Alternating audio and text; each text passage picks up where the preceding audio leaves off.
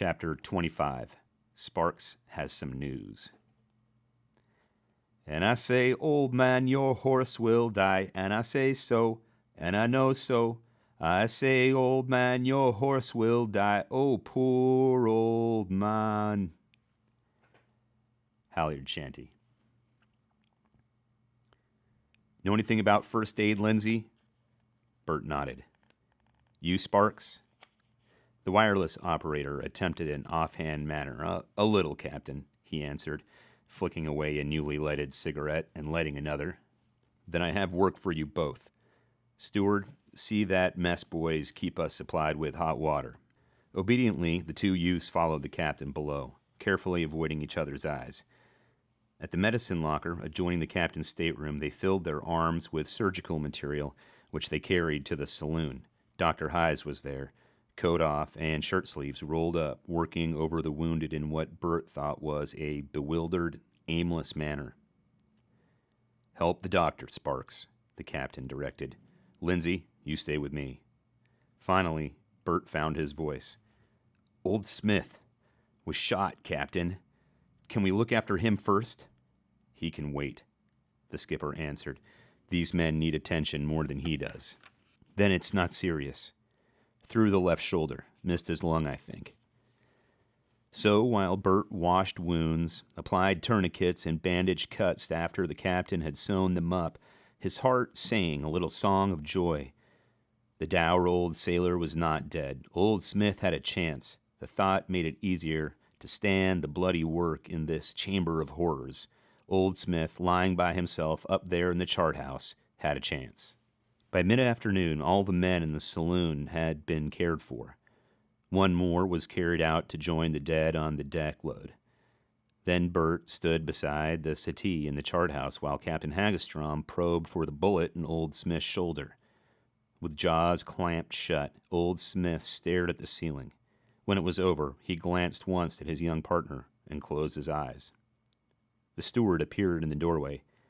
Coffee in the pantry, sir, he said. Good. We'll have coffee and a few minutes' rest before we tackle the minor injuries. Bert, come along, said the captain.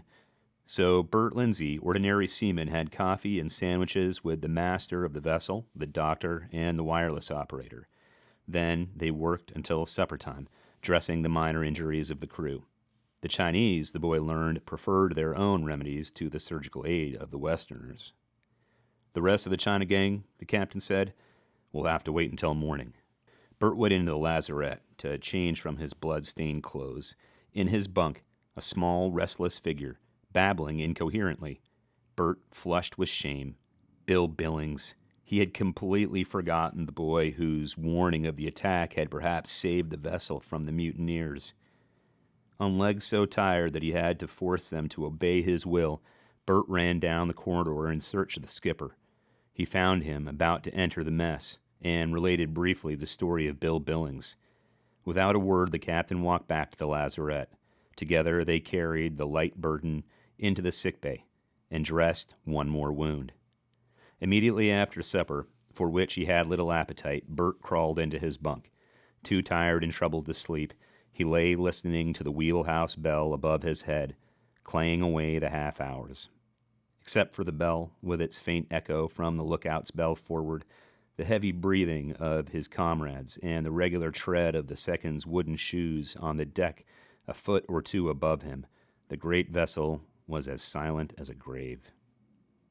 For the first night since the voyage had begun, the long familiar hum of the 'tween decks had stopped.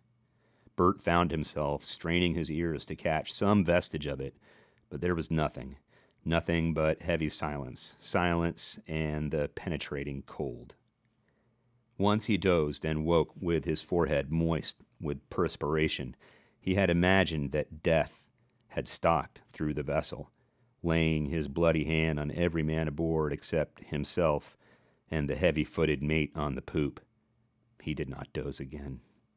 In the mind's eye, the boy saw the row of dead out on the main deck.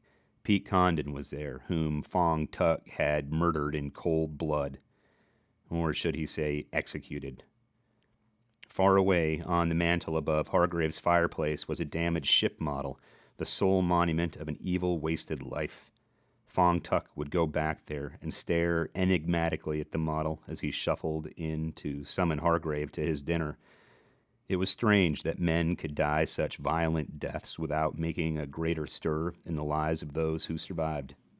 Already the routine of the bark was restored, a routine that seemed symbolized by the wheelhouse bell. Men ate their meals, stood their watches, and slept all in the usual manner, while 10 men lay on the deck load, staring into the cold night. And there were others who would be listed as missing when a census was taken. But on the other side of the scale, there was the second mate, who had so gallantly proven his loyalty. It was Poker Gust. He knew now, who had organized as well as led the counterattack that saved the day. But wait, just what had the second proved? He could have waited until he saw which way the wind was going to blow before making a move. It wouldn't take a strategist to guess that if the China gang failed to take the cabin and the poop on the first rush, they would never take them. And come to think about it, wasn't it Poker Gust himself who had told how he mobilized the men? Perhaps some of the seamen would tell a different story. Or Fong Tuck. What would he say? None of the second's peculiar actions were explained yet. His passion for spending his watches below in the 'tween decks, his intimate friendship with Dr. Hyes, the strange chance of his being in the pantry drinking coffee when the guns were stolen from the chart house. And then there was Pete Condon's significant glance at the second as he lay on the deck dying from the hatchet man's knife thrust in his breast. Bert was convinced that the pockmarked man's confession, had not death cut it short, would have implicated the second mate. Why, it was possible that the second was the real instigator of the China gang's mutiny, while the doctor was merely a dope peddler who took his orders from the second. Somehow, the doctor had seemed weak and futile since he had fled from the skipper's wrath with his tail between his legs, but the second was always self-possessed, and despite his graceful, almost feminine movements, was a man among men. Poker Gus could lead a mutiny, but could the doctor? The wheelhouse bell was clanging again. Unconsciously, Bert counted the double strokes. 1, 2, 3, 4, 5, 6, 7. He slid to the deck, remembering that the first hour of the middle watch was his lookout. He was tired. His shoulder ached. All his muscles seemed to respond slowly and reluctantly to his will. Pulling on his warmest clothing and his sea boots, he made his way to the deck. The planks under his feet were wet, but not slippery. He murmured a prayer of thanks that the decks had been washed. Crossing the starboard side to avoid passing near what lay on the port side, the boy walked forward over the piles to the galley. The fat, morose baker was night cook, so Bert helped himself to coffee, as was the privilege of the night watches, and sat down in the dimly lighted mess to sip the hot liquid. Presently, half a dozen of the other members of his watch joined him. All sat in profound silence, gazing into their cups as though in the dark coffee lay the answer to the riddle of life and death. Or perhaps they were merely tired, thinking of nothing but the long, cold hours of the dreary middle watch. Charlie, the third, stuck his head inside the door for a brief glance, and then withdrew. He was followed a moment later by Einar Nelson, the boatswain, who got himself a cup of coffee and sat down with them. Still not a word was spoken. The minutes dragged by. At last Nelson looked around the group questioningly. Bert broke the silence. "My lookout at 8 bells, boatswain," he said. "My wheel," said another, without looking up. "Old Smith's wheel at 6 bells," said Nelson, and paused, as though waiting for a volunteer. "I'll take it," said the boy, and there the conversation ended. All rose, as by a common impulse, and went to the deck. Bert went forward just as the lookout struck 8 bells. He felt rather than saw the men move aft, and he was left alone in the night.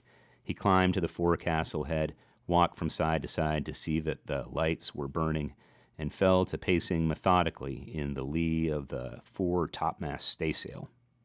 6 paces forward, 6 paces aft.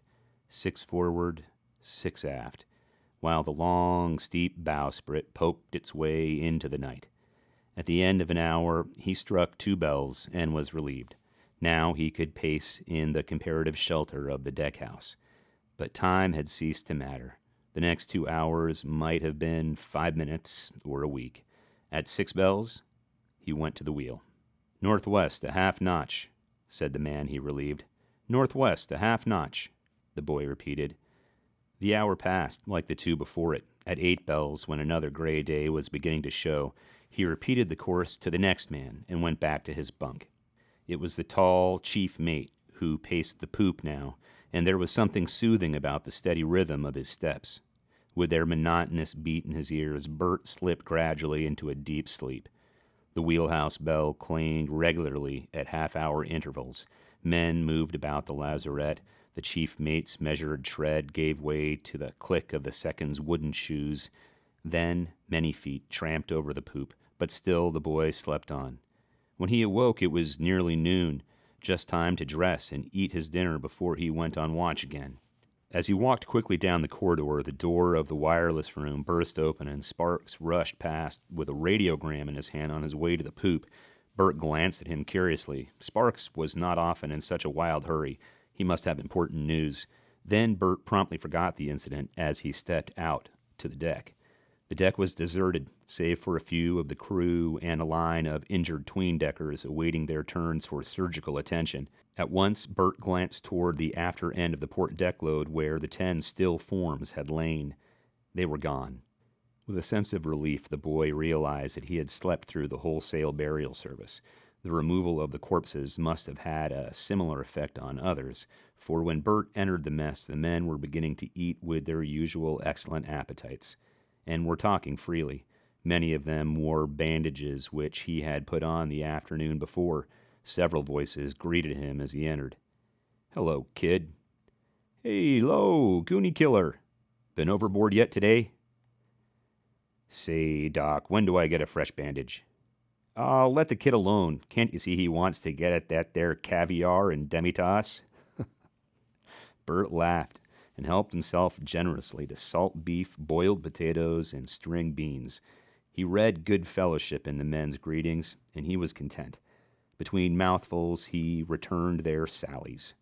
The boy would not have asked for more from these men than to be treated as one of them.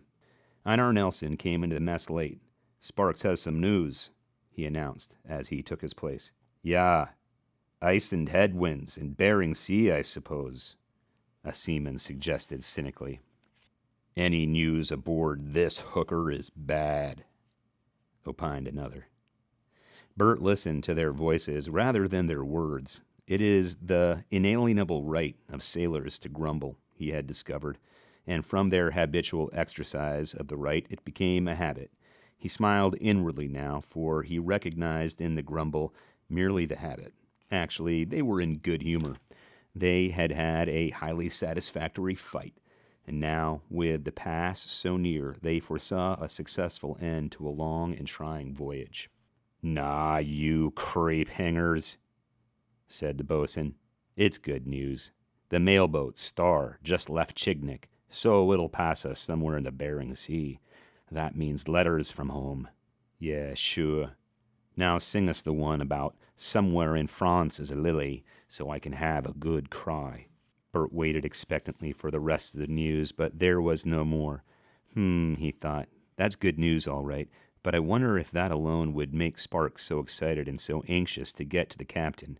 But there's no asking Sparks. These wireless operators won't talk. The meal finished, he returned to the deck. The last of the Goonies had deserted the vessel and turned back to the open sea, but a dozen sleek, glaucous-winged gulls circled in their places. They were graceful creatures by contrast with the big brown albatrosses, but best of all, they were harbingers of land. Suddenly there was a fluttering of wings close to the boy's head. Vivid memories of the beaks of Goonies made him draw away from the sound, but an instant later he caught his breath with joy as a tiny, fluffy land bird lit on the edge of a lifeboat just above his head. They were still 100 miles from the Aleutian Islands, the nearest land, and here was a wind-blown, woe-begone yellow warbler. How pitifully helpless it looked. Not one good mouthful for a hungry Goonie. Into the boy's mind flashed a picture of green trees, orchards, and meadows. He felt a strange blur pass over his eyes, and he felt an impressive need to swallow hard. Then a second warbler joined the first. Mates. Sweet patootie, Bert muttered, flicking away what was in the corners of his eyes. I can't let any of the sailors see me get mushy over a couple of birds. Sweet patootie. He backed away slowly so as not to frighten the little pair, and backed squarely into the arms of big Oscar Sandstrom. Oscar looked at him with moist eyes and went on, crumbling a piece of bread in his hands.